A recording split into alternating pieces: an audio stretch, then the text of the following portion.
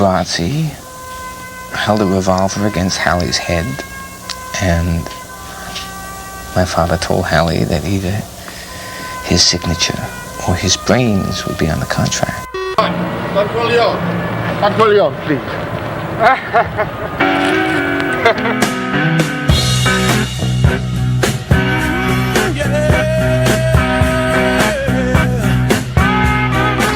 I've been living on these since I was 10. That's why I look so good. Hold on. Wait till you taste this cocoa. I'm not. You know what they say, don't you? If you love a man's garden, you gotta love the man. Oh, she may be weary. Es que se llamaste golpeador por mí. I love you, but I'm so scared, Frankie. I'm so scared. Surprise. When she gets weary. You know, I don't get many visitors up here, women especially.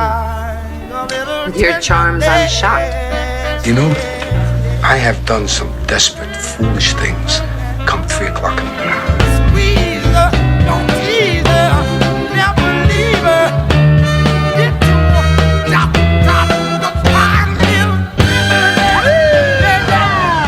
Shit, the yellow flag. I hadn't even opened her up yet. Which way's the curve?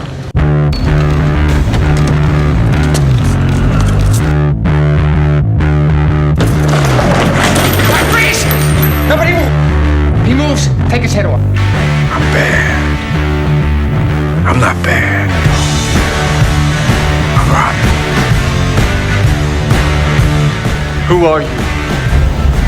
Call me Dad. In all the 5 boroughs, I'm known. Forget about it. I'm known all over the fucking world. There was one Napoleon, one Washington, one me. Say hello to my little friend. I never fucked anybody over in my life. Didn't have a coat. Now, if I ever see you here again, I will systematically destroy your reputation and your practice and your career, which you know I can do. It's not personal. It's strictly business. So say good night to the bad guy. Come on. The last time you're gonna see a bad guy like this again, let me tell you. So you never wanted a regular type life? The fuck is that? Barbecues and ball games? Yeah. This regular type life, that your life? When you die, you're gonna regret the things you don't do. There's an absolute morality? Maybe. Then what? This is your life. I always knew what the right path was, but I never took it. You know why? It was too damn hard. Wait, what are you talking about? You just sit quiet. We'll handle Sal. You think I sell him out, you fuck? I'm with you now. I'm with you. My integrity would be destroyed if I turned my back on that patient. I can't be clearer. I can't be clearer than that, Joe. I swear I'll make it up to you. I'm gonna change. I've learned that I have the strength to change. I don't care if I'm in trouble. I don't care who gets it anymore, including myself. What I want is that I have a guarantee. No more attempts on my father's life. You are out of order! You're out of order! You're out of order! The whole trial is out of order! If I'm gonna have any life in it, it's because I'm still willing to fight and die for that itch. I choose to rise, not fall. I choose to live, not die. I will not go down that way. Attica! Attica! You think you can take me? Give me a fucking army, you're gonna take me! If Clemenza can figure a way to have a weapon planted there for her, then I'll kill them both. Senti me? Michelozzi, tu mi capisci, no? Sei italiano come tuo padre? Tuo padre sta male. Quando tu sta meglio, cerchiamo di fare un yun e mettiamo tutto a posto. Sti fissaria, si deve finire.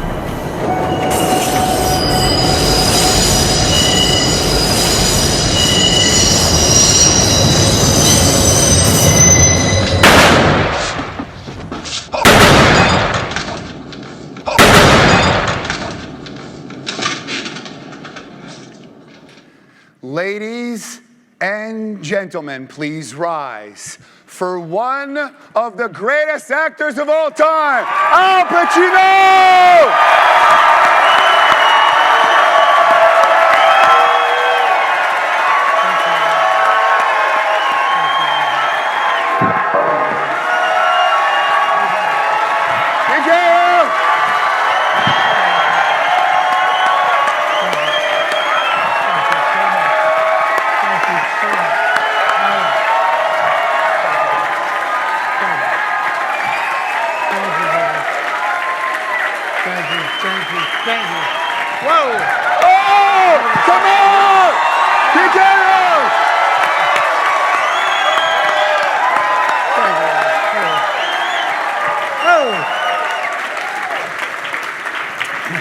Well, that certainly was motivating. Does that mean that we get it for free? It's here for you, man. It's beautiful. Just beautiful. I'm good. Okay. So, let me ask you a question. Obviously, we're here at Mega Partnering. Yeah. You are Al Pacino, one of the greatest actors of all time. Last I looked. If you give me your cell phone number, I can verify. One of the greatest actors of all time. Oh, gee, well, thank you for that. Well, let me ask you a question. How does it feel to be Al Pacino? Well, it feels many ways, naturally, like all of us, you know. One day you feel one way, but I feel pretty good now, let's put it that way. This is, it's a kind of a bit of a reality check, you know. You take a look at the work you've done, and it's very interesting that I'm still standing here, or sitting here, you know. So I'm grateful for that. I'm grateful for this reception, which was astounding, great, wonderful thing. I recommend it to start the day. It's a good thing. Thank you for So that. we listen to Any Given Sunday to motivate us, and I'll send you a copy of this to motivate you in the morning. Oh, there it is. Okay. I know, I'll keep it in my head. It's going to motivate me every day. So let's talk about Al Pacino, the actor.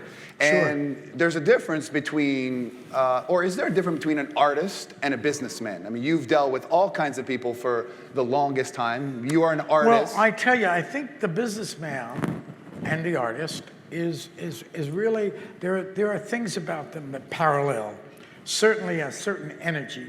And what parallels all of us, really, is appetite for whatever it is. I have to say, the businessman can be creative, really very creative. There's a very creative life. And it's a talent, like anything else is, as well as acting, is a talent. Being an artist, that's something I can't quite say, but there are a lot of great actors that I know, and then there are great actors who are also artists. And it's a long explanation that I don't have neither the intelligence to explain, but I know there's somewhat of a difference. But just like in business, it takes a certain gravitas to stay on top. Yeah. As an actor, most of them, and we live in a town where everybody's a producer, everybody's a scriptwriter, everybody's this, and you've happened to have that sustainability. How long you been acting? Oh,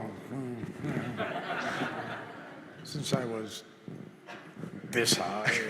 Maybe lower. I don't know. It's But been how do my you- whole life. I don't know anything else except that time I was a failed businessman for a while. Oh, what did you fail Just at? joking. I thought I had a scoop. That's called timing.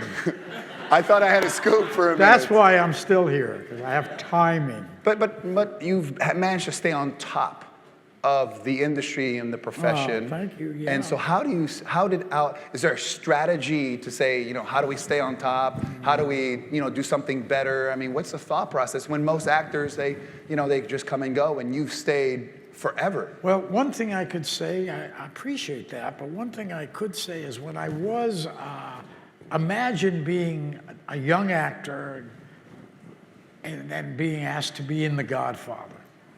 I mean, The Godfather was this movie at the time which made, I don't know, many of you in this audience were around at that time. You know, it was a long time ago. And there was this explosion and this great film that Coppola made. And because of it, it just exploded.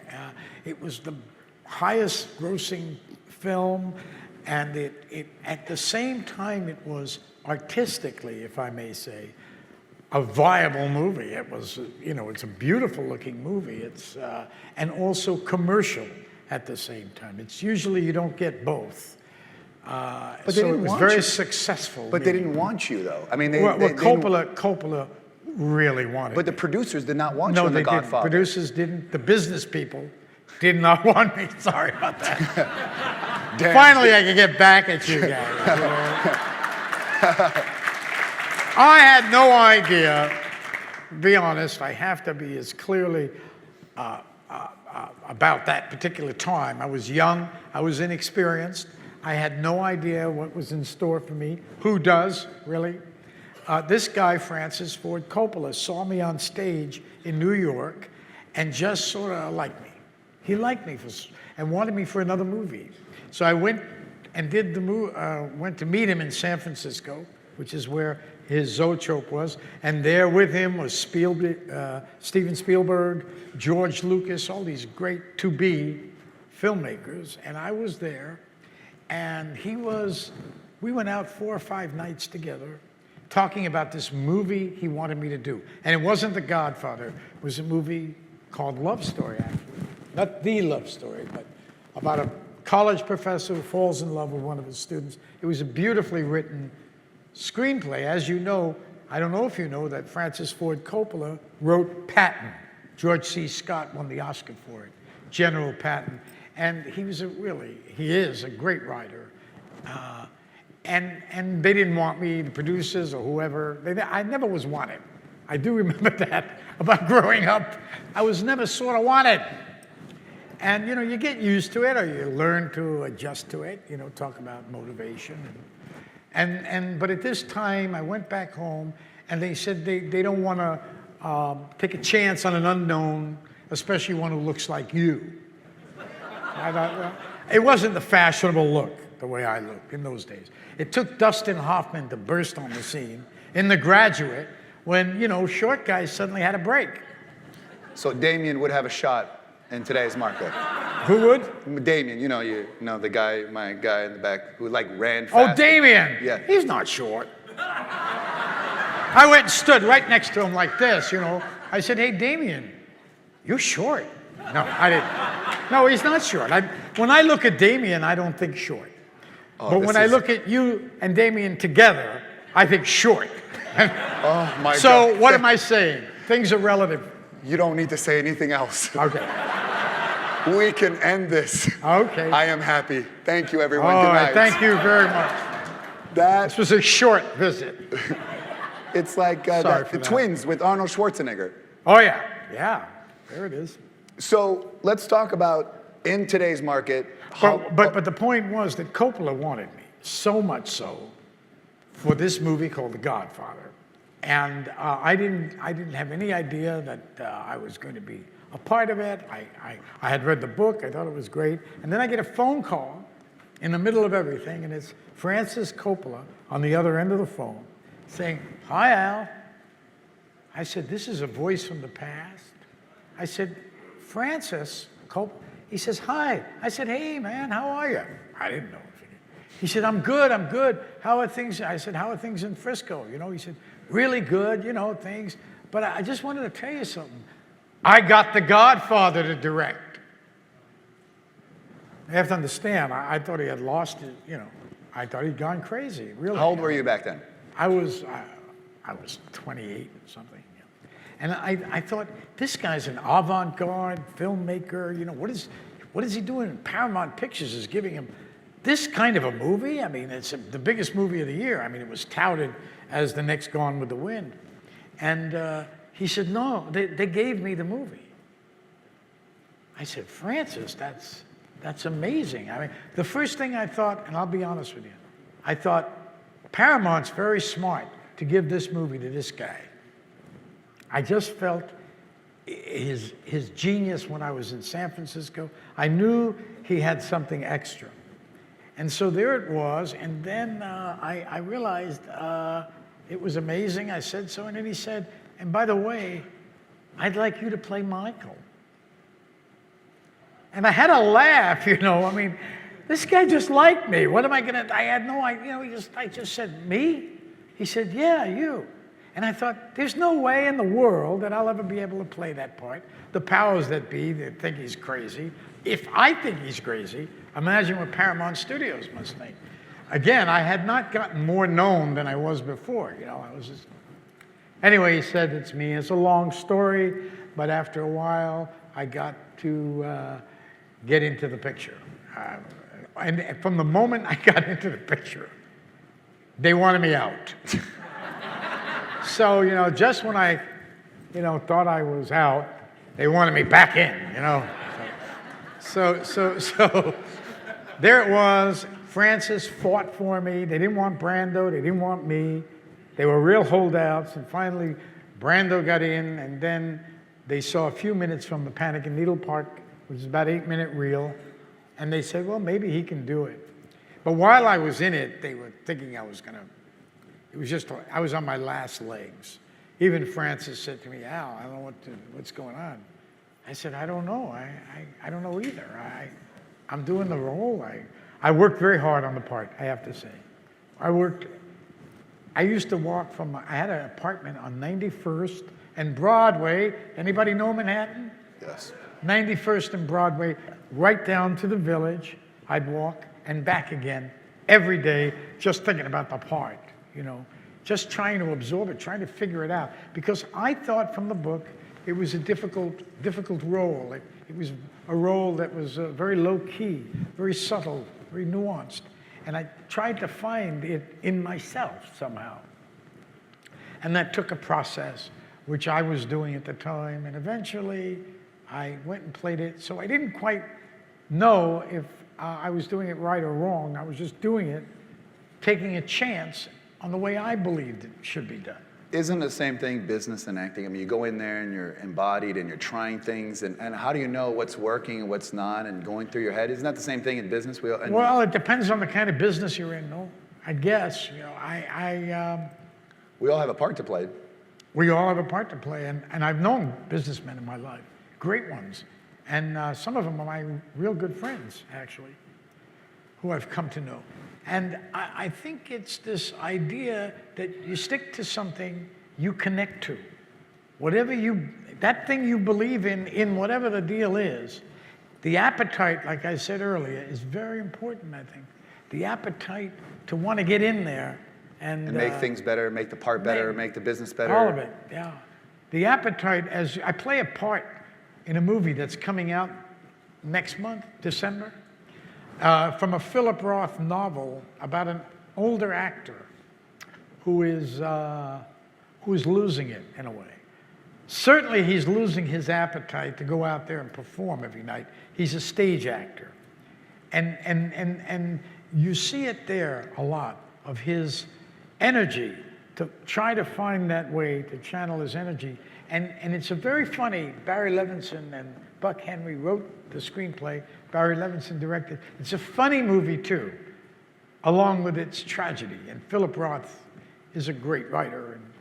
And so the story is about this great actor once who lost his appetite to act.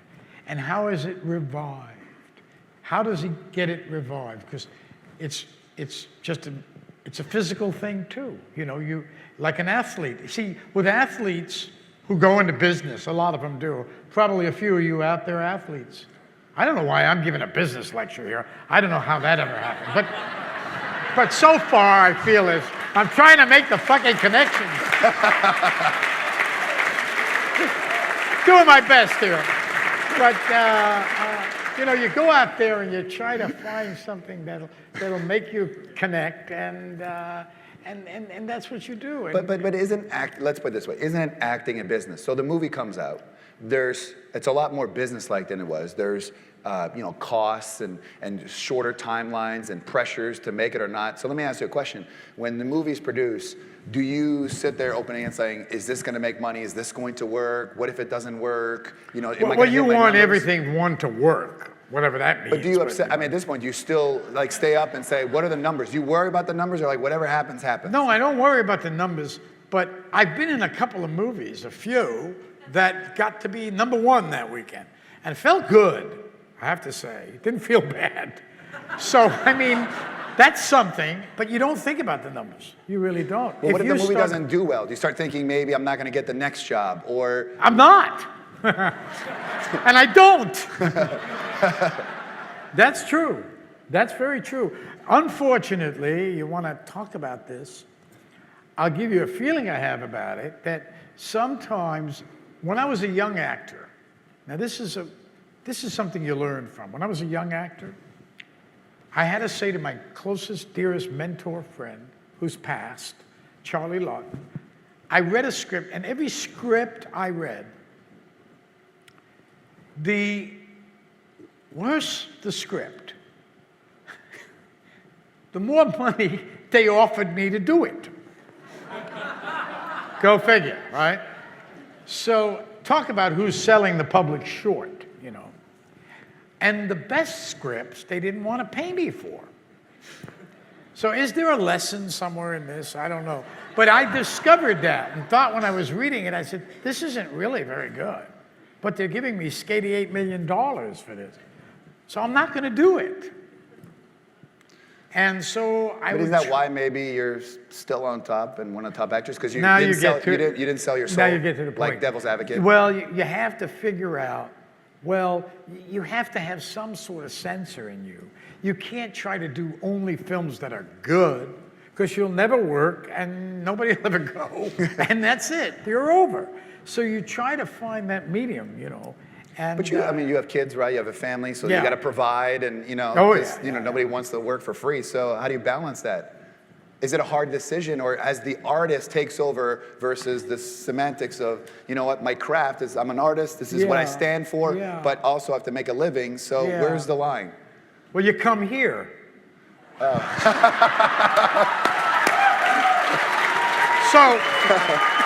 in a lot of ways, you have to understand, you guys are supporting the art here, you know, just know that. So that's where business and art match. That's good. I get it now.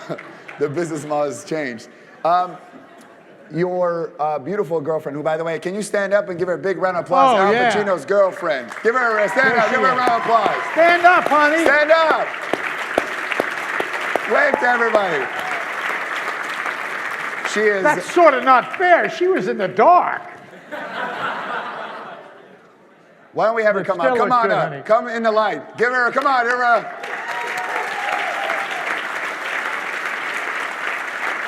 If I kiss her, she'll stay there. Here. Oh, get the Kodak moment. See in the light. She's good. So I want to get the truth. Can we have a live? I'm going to ask you a few questions. Al, sit up. I'm not even wearing makeup. Oh no, you're beautiful. She didn't want to be called. So, where are you going? Bye. I'm leaving. But you guys work, man. I'm paying you. You guys work. I get half of everything. Yeah, but you get half of everything. Welcome to LA. So. I don't know where he's going. It's Al Pacino. Do I sit down there or something? Well, sit down there. I'm not supposed This doesn't feel right. I don't know. I did this to Gene Simmons, and he wasn't upset, so I figured I'd do it again. All right, I'm ready.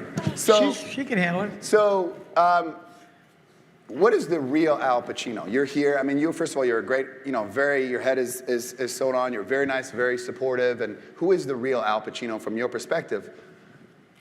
He caught me completely off guard. I wasn't supposed to be doing this. No, I just thought the light. She was not in the light. But that would be hard for her, I think. No, because she said to me that when you come home, because I asked you, she never knows who she never knows which character you're gonna get. And so you said, no, I come home, and you said to me, he goes into completely different character. He comes home like as what you said to me backstage, as like Kevorkian or Phil Spector, and then I'm stuck with that person for like 6 months. But I think if you're a businessman and you're working on something and you're closing a really big deal, when you come home, your mind is also somewhere else, and your partner or the person you're with might not think like, did I do something wrong? Are you mad at me? What happened now? And you gotta learn not to take it personally, that we're all going through our own things. But it's like we're backstage, and it's such an honor for me. I mean, Scarface is my favorite movie, The Godfathers, Any Given Sundays, and he's watching the reels of himself, like. And he's surprised that there's such an applause. I mean, his movies play every single night on some channel. One of the greatest actors of all time, if not the. And he's sort of just very coy about it, like this is a surprise to him. Yeah. Like, is it just that's because the way he is, or are we wrong here? Because this is Al Pacino. But like Al was saying, I think when you do something in life that you really believe in and you're really passionate about, that's, to me, greatness in anything you do in life. She's doing a better job than you. I'm yeah, going to keep interviewing her. Thank you. True, baby. Thank you. Thanks, honey. I'm going to pay for that. As long as I get a discount, Al, I don't care. That's business. That's great. She's amazing, Al. She is amazing. But you know what? She said something backstage that struck me. Yeah. And I said these lines, like these famous lines. What are some of the famous lines that stand up in your head of all time of any Al Pacino? Famous lines. Famous lines I said. Yeah, you say that. Yeah, just. I don't know. I know sorry. them all. Oh well, it was for a long time. I'll make him an offer he can't refuse. That was a big one. That was from God. Then there was the one about. Okay, so you want to play rough? Okay. It's just.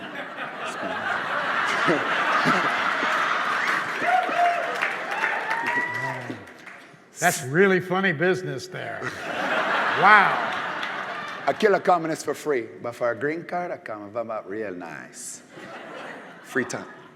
Is there a revival of this movie somewhere I gotta go see? Good stuff, good accent. Oh, I got a lot more, man. No, you got a lot of charisma. I'm a man. That's what, if you don't watch that, then you're not a real man. Did you know that? No, I didn't know that. Yes. No.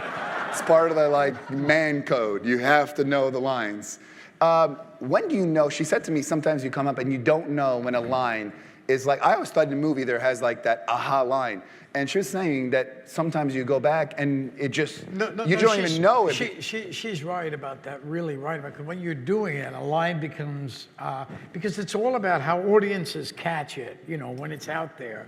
They hear it, and that's it. There's nothing you can do about it. You can't. And you're saying it, you're doing it, you have no idea. I mean, say hello to my little friend. No, but it's the context in which it's set in, with a big old rocket gun there, my little friend. I mean, it has many different, so there we go. I just like 3 different directions I and can then, I did this one I do all the time, and people seem to like it, from Son of a Woman, which is, hoo-ah. No. Well, hold on. I want you to say it like you mean it. You're like, hoo-ah. Hoo-ah. Hoo-ah. Yeah. Hoo-ah. I mean it. Why don't we have everybody do it, Al? Let's have everybody do it, right? Oh, I love it, yeah. 3, 2, 1. I love it. We're not all businessmen. Well, no, not at all. No, I can tell that. I mean, that was good. That was good accent. Let's talk about your biggest failure. Movie, personal. If I say, Al, what is your biggest failure? Well, I'll tell you the truth. My failures have been, I've had plenty. in my opinion. I've made mistakes. And so I don't regret them, actually. It's an interesting thing. But I admit I made mistakes, things I did for certain reasons sometimes, things I did for some reason. Like? There was a time, life, whatever happens. And I think that's all part of who you are. But is there a specific thing that you're like, I should never have done that? Movie, deal, personal move, moved here, done that? Oh, yeah, of course. I shouldn't have done that. There was certain things, you say that, but I can't really say that. Can I tell you why? Because everything I have done that worked or didn't work, the stuff that didn't work, sometimes more came out of it. One, I met certain people I would have never met before. It's true. I learned about things in a way that I would have never learned before. So failure is an opportunity. Oh, please, failure is important. It's just as important as anything else. It's out there for you, failure. Failure is yours. And if you don't run away from it, but absorb it, go with it, it works. It's when you are in denial. I think denial is the big thing. So when you're in denial, that kind of stuff, then it really hurts. But if you take it and say, it humanizes you too. It's hard to cope with it. It's also hard to cope with success. I don't know which is harder. What do you mean you have a hard time coping with success? I mean, you've been... Well, I did. Well, because there's a couple of you start feeling ridiculous pressures that you shouldn't, and yet you start to think about things like, oh, I should, the next one. You start to think, I should do better the next time. I should do as good as I did the next. You start to compare yourself with yourself. And that's when you sort of lose track, I think. Or at least I did. I had that a little bit. Just a little taste of that when I was younger. And I just said, no. So is that like the Scarface days? I mean, because when that came out, it was a huge hit. Did you start thinking you were Tony Montana? Okay, Frank. Okay. You piece of shit. No, I think you're Tony Montana. I love it. Yeah, I mean, it's a very interesting question, though, about the success and failure thing. It really is. I mean, someone said to me, you're like one of the most humble guys out there, and here are, I mean, you have people flown from 40 different countries. Well, it's called acting. So you are 42 years old. I actually never was 42. I didn't know it. But now I think I might have been, yes. What drives you? I mean, you don't need to act. You don't need to do movies. You don't need to go back on Broadway in the fall. No. Like, well, what drives you? I mean, you have a family, a beautiful girlfriend. You have it all. You're Al Pacino. You've had the hits, the legends. You're on every channel. What drives you? Why still do I'm it? looking forward to that porch and that rocking chair. That's what drives me. I want to get there. And so whatever's going to get me there, I'm all for it. So I'm going to move on. Do you have trouble stopping, though? Is it because you love it and then... I do love it.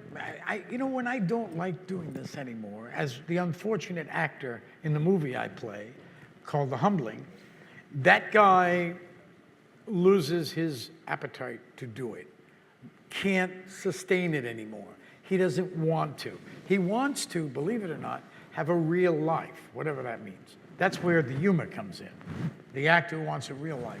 So it's kind of funny, but in a way, that hasn't happened to me, mercifully. It hasn't. I still, so much of I'm dependent on the writer. As Shakespeare says, the play is the thing.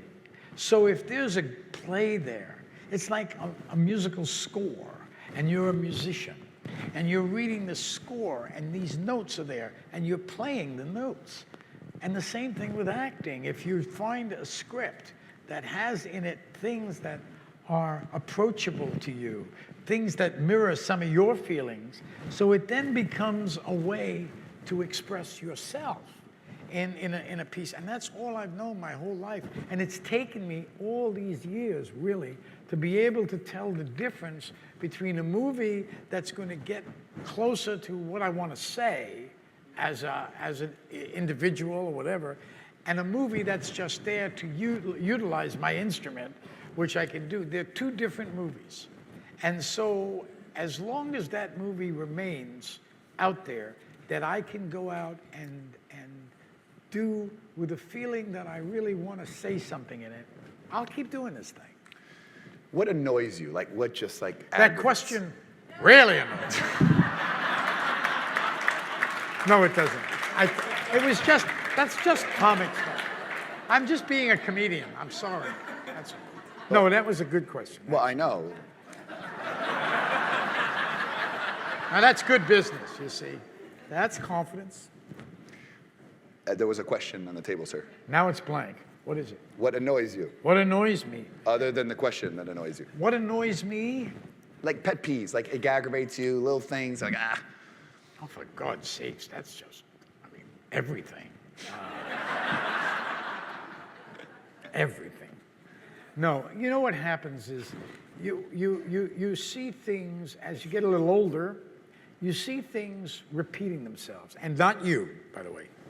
But you start to see people. What are you saying? Well, you start to see. You don't like me? I like you. I like you a lot, believe it or not. You know, I like you. Are we videotaping this? No. I see a lot of things that are like, you see them and you know they're coming. They're sort of predictable, and they do come.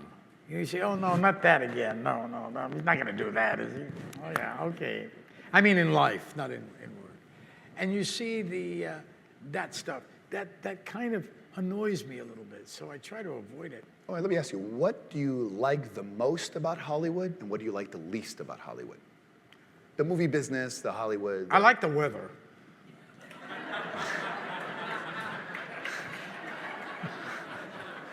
There is no Hollywood, really. I mean, there's Hollywood, which makes great movies at times and makes movies that miss. That's Hollywood. Hollywood is full of a lot of different things, a lot of different people. It has opera, it has movies, it has television, it has all these outlets. It has a lot of very, very strange people, very interesting people, people who have talent, people who don't. And it's this composite of people. It's great. It's a great thing. It's been going on for a long time, It's hard to really. I know people, but I can't call them Hollywood. I just know people who do. What do you don't like about the acting business, the business itself? What don't you like about it? What I don't like about the business, it's of acting. Well, I'll tell you one thing I have trouble with right now. In the old days, all the older days, you had time to work on a picture. And in today's world, films that I do, the kind of films I do, are less, they cost less money, they do them for less money, so because the returns aren't as big, because you have so much competitive work out there and stuff. So the bigger movies, like I often say about Hollywood, at the end of the year, they put out the talkies, if you know what I mean. It's an in-joke, you're not getting it. Shall I explain it to you? Well, movies that are more serious, deal with certain issues, are wonderful. Usually they get nominated for Oscars and they win, and not many people go to them. You know what I'm saying? It's that kind of thing. But one of the things I have trouble with is that the movies you make that are more or less up in the world that you want to express, they do them so fast. In the old days, they took time to make some of these movies. And it's like half the time you do the movie and half the time it used to take. And I think that's a problem. And I think it reflects in the movies you see from time to time. Certainly the movies I do, I could see it.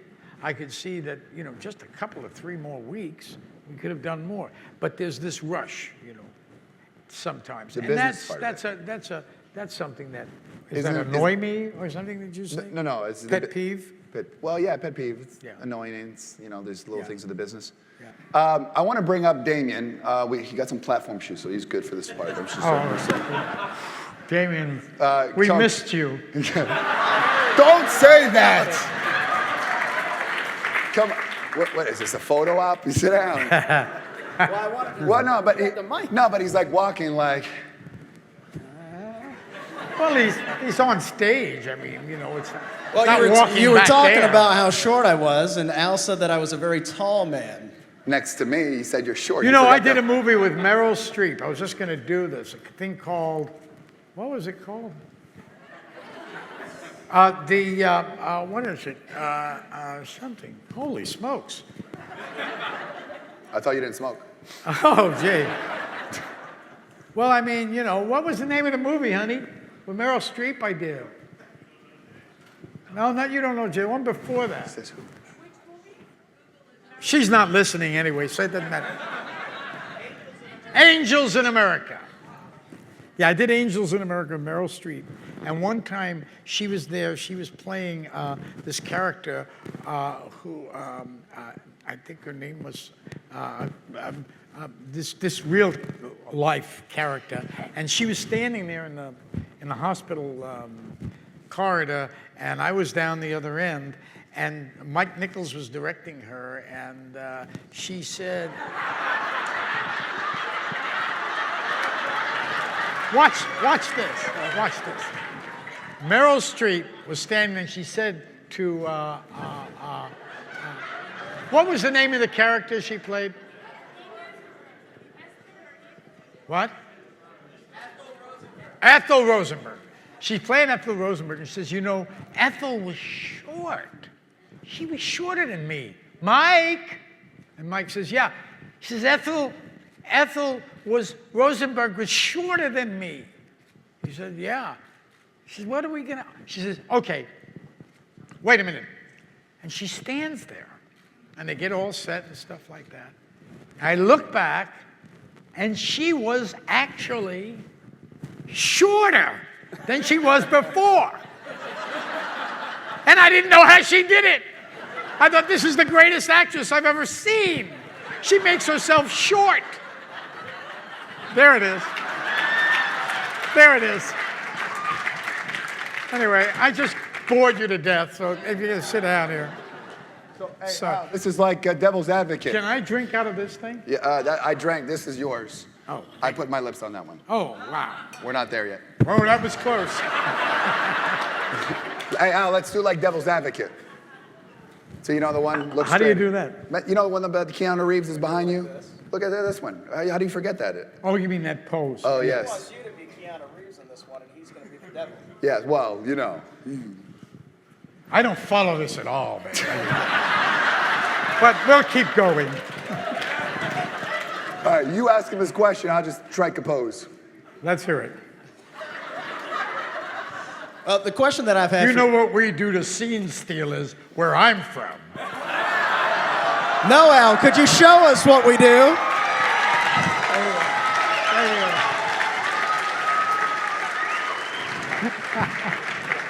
So my question for you is, Sure. What is the definition in Al Pacino's mind of success today in life and business? Whoa, I'm going to say something that's going to really, everybody's just going to say, oh, time to get this guy out of here. The freedom to go into your own imagination.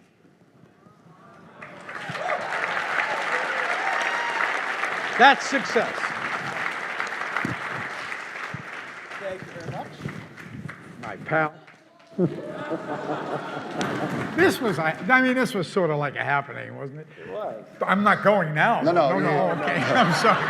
I'm just staying. That's all that's happening. Give David a big round of applause. Hey, David. Fantastic.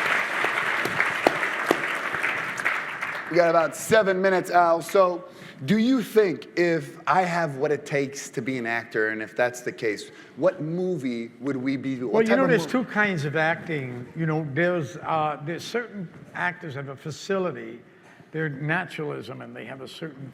But it is a different thing when you're playing a character and doing a scene in a movie, and it's also a different thing when you're playing a character in the theater.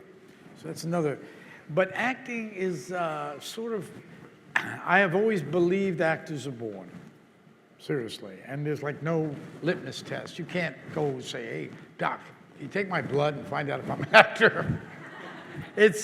But there is something about the innate actor, and I've always felt that I'm sort of like, I got a little bit of it in me, but I'm not, I've seen actors who are just born to do this. I mean, you can see it.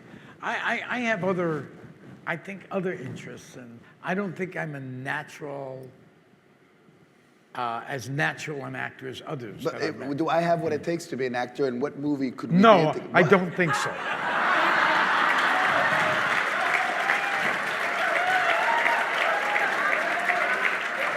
You're a little too jumpy.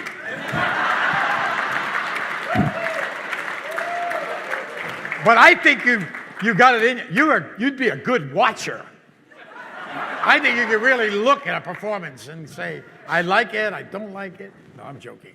I have no idea, unless you try it. The thing about acting is very simple, is it's the ability to have two people in a scene playing other people in front of an audience. And I believe that there's a little difference, of course, with a camera, and there's no audience. It's a different thing.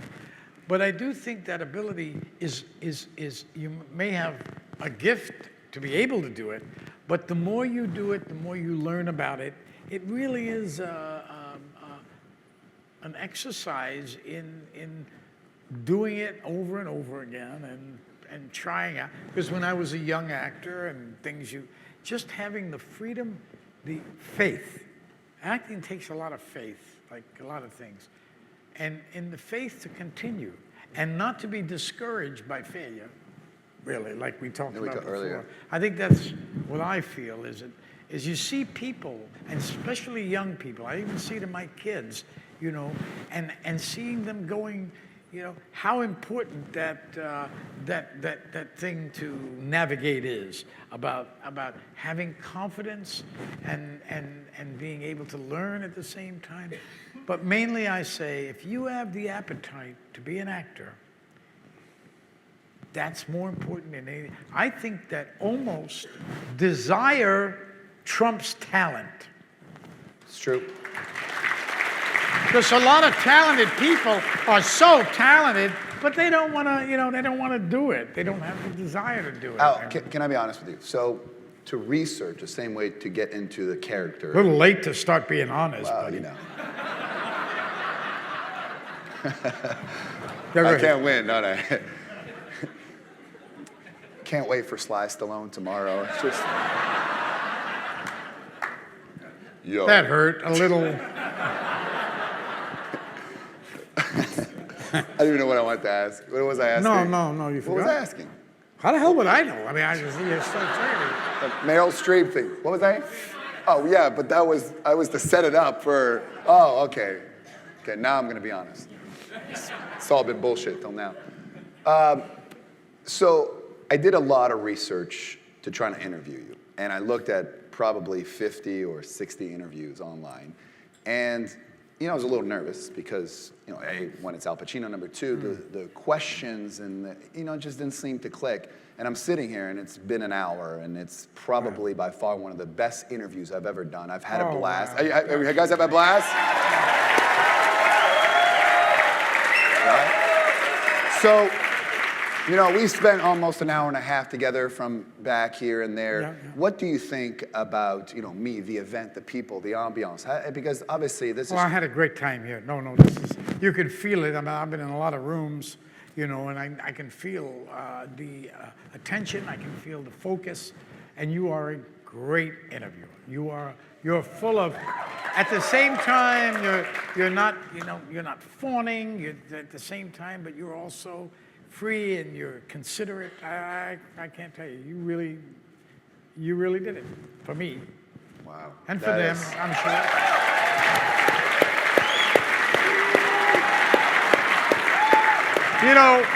The way I look at it. Stallone sucks. I mean, I just want to point that out. I don't like Stallone. I just want to point that out. It's about encouragement. If you want to know the truth, there's a play called Orphans by Lyle Kessler. They recently did it on Broadway. And I did it once down in one of the small theaters down here in Los Angeles. And the operative word in the play is this. First of all, this guy comes up against these two guys. They're both orphans. They're brothers, and they live in a house, and they're orphans. And this gangster's on the run, and he winds up in this house with these two kids. One's a bit retarded, and the other is a real, he's really tough. And he's trouble. He's very, and there's a word he uses periodically. It's called encouragement. And I found that word, to me, it really lights me up when I hear it, when I feel it, when I see it. Because I had a teacher in the 8th grade, because I came from the South Bronx. I came from a lower, whatever you want to call it. I don't like that word, lower, but poor. A poor environment with a lot of other kids who were like me. And we grew up, and this teacher in the 8th grade sort of saw something in me, in my acting, because I was in the shows and stuff. So, and she came on her off time. I lived in a tenement on the top floor. Her name was Blanche Rothstein, and she went up 6 flights to the top and went into the apartment and talked to my grandmother at the time, had a cup of coffee with my grandmother, and said that she thought my grandmother should encourage me to continue acting. Oh. Now that breaks my heart, it really does, because that's teachers. That's out there. It's true. So if you want to say what I'm looking forward in life, and you say the world and know how to feel about it, it's that. That's what I'm looking forward to. All over, if that could become the path, so to speak, it's a wonderful thing. Al, I'm going to ask you to stand up, if you can stand up. Yes. As we're about. You're going to walk here with me, here at the front. I want the audience to get your cameras out. You know this. So this is what's called, and Al, I'd like you, right, to look at this. I want you to get into character, right? You're one of the greatest actors of all time. Get into character. Encouragement. It's not going to work, babe. Or whatever it is. So I want you to be able to say this, right? And maybe anything you want to add, like you really mean it, right? Like you just, put that phone in your pocket, right? Hold on. Direct me, Good. All right. We put the card away because they'll look like you know the line, right? I'm not a quick learner. Oh, you didn't know that? Could you put a teleprompter up there for me? Oh, you ready? And I want you to be in character. I want you to feel it. He's making it more difficult for me. Oh, my bad. No, he's not. Okay, you ready? Put the card aside. Don't look at the card, because then people are like, JT gave you the line. You know how people can be. Okay? And then I want you... Go ahead. Sorry. Just one more time.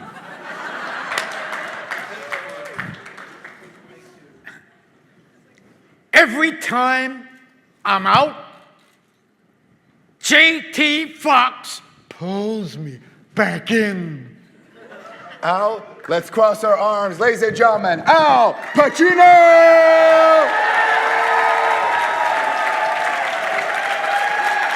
Everybody. Thank you, Steve.